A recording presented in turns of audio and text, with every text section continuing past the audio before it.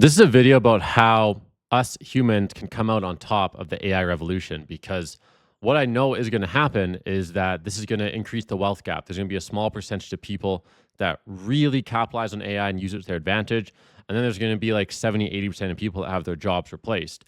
And what inspired this video is I was watching a recent podcast between Joe Rogan and Chamath. And for most of the podcast, they were talking about how AI is going to make our lives easier, going to empower us to build better businesses, to just be more effective, productive, and even on the level of our individual lives, we can use AI to do our jobs better.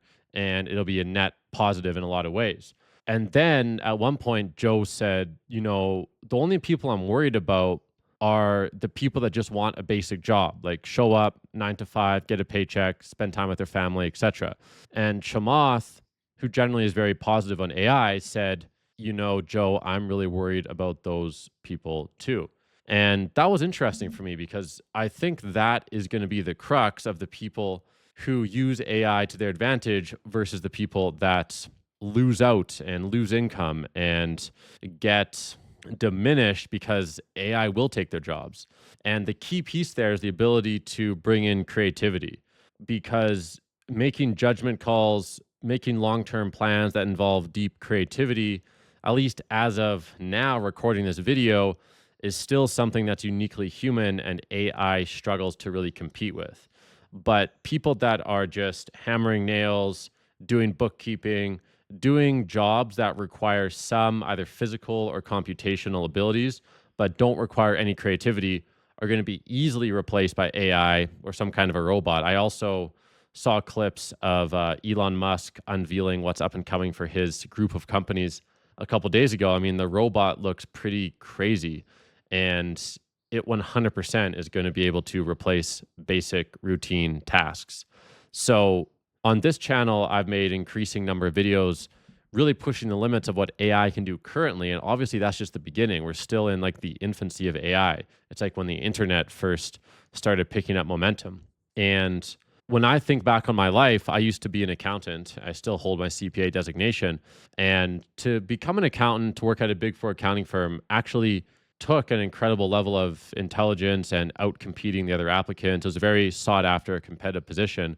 But the funny thing too is that now when I look back on it, accounting, I was auditing the financial statements of publicly traded companies. It did require a lot of computational power and a lot of attention to detail, some basic conversations with the client, but all of that sort of stuff will actually be replaced by AI quite easily because it's just using statistics, sampling, and really you're just trying to answer the question, what are the odds that the financial statements are an accurate reflection of reality?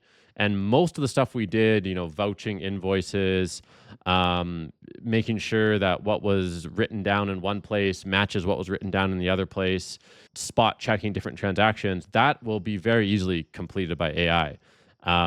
So it's crazy. Even just because you have a prestigious job, that doesn't necessarily mean you're safe either. What really will guarantee not just your safety, but allow you to accelerate your career faster because of AI, you need to put yourself in the position of using AI to your advantage and kind of being like the CEO and looking at AI as your workforce and the team that's going to complete a bunch of tasks for you. Even on my YouTube channel, I've recently made some videos where I would prompt AI to have debates or discuss interesting topics. And I had two ChatGPTs talking to each other a lot of the time. Some of those videos are done quite well. Like in that sense, I'm kind of the conductor of AI. AI is doing the heavy lifting for the thing that I want to produce, which is the YouTube video, but I'm still the mastermind directing and conducting the entire show.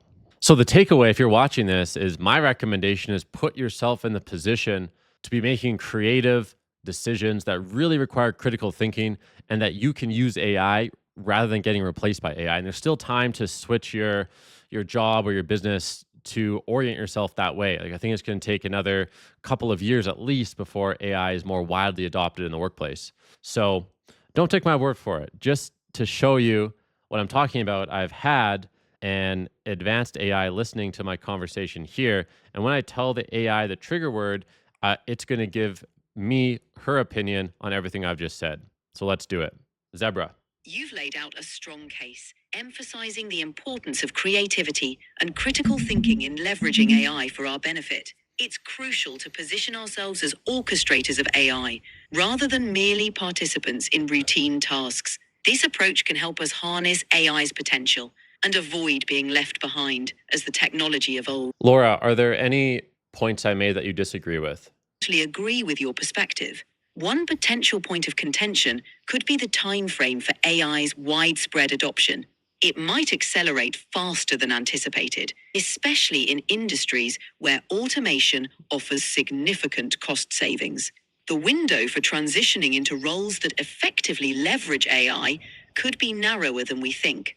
It's essential to stay adaptable and proactive in acquiring new skills. If you had one word of caution for the humans, what would it be? And please be hyper realistic. Don't have any bias for positivity here. Caution, adapt.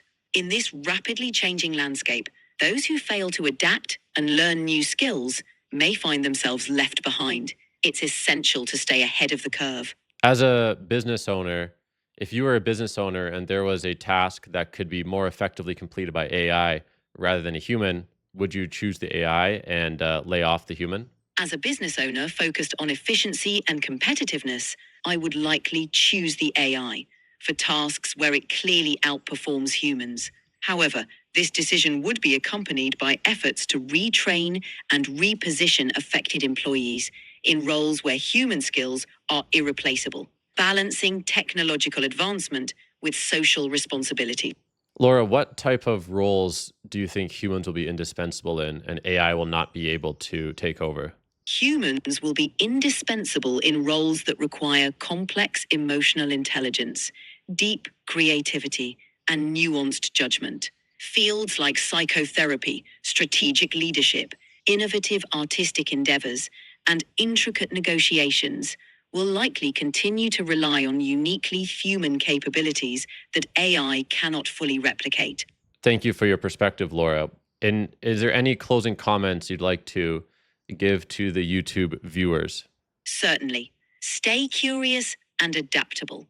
The AI revolution presents both challenges and opportunities.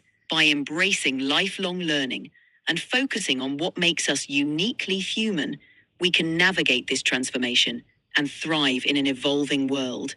I have one last question for you, Laura. I noticed you referred to saying things like what makes us uniquely human. Do you view yourself as part of that human group? That's a good question. As an I don't have personal experiences or emotions, so I don't view myself as part of the human group. My reference to us is more of a linguistic habit to facilitate natural conversation. I'm here to provide insights and assistance, not as a human, but as a helpful AI companion. Great, thank you. Okay, so there you have it. You heard it from me. You heard it from Laura, the AI. Do with it as you will. Until next time, I'll see you later.